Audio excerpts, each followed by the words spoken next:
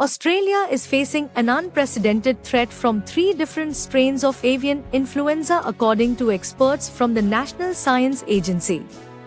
Debbie Eagles and Frank Wong from the Australian Centre for Disease Preparedness at the Commonwealth Scientific and Industrial Research Organisation warned that 3 strains of the highly pathogenic H7 avian influenza have been detected in Australia in 2024. The outbreaks have affected poultry farms, prompting the culling of over 5 lakh chickens. 1989 batch IFS officer Vikram Mishri on Monday assumed charge from Vinay Mohan Kwatra as India's next foreign secretary. The government had announced Mishri's appointment on June 28 as Vinay Mohan's extension of service ended on 14 July.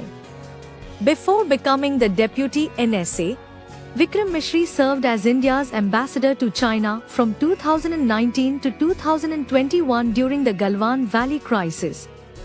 Additionally, Mishri has earlier served as India's ambassador to Spain from 2014 to 2016 and Myanmar from 2016 to 2018, along with having terms in many missions, including Pakistan, the US, Germany, Belgium and Sri Lanka.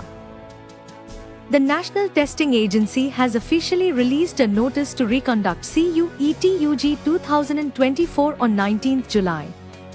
The re-examination will be conducted for the affected aspirants in computer-based test mode.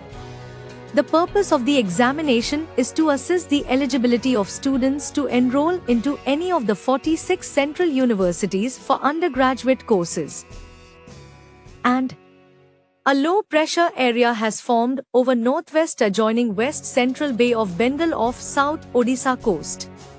The IMD has released yellow warning for heavy to very heavy rainfall at 1 or 2 places over the districts of Koraput, Malkangiri, Nabrangpur and Raigara.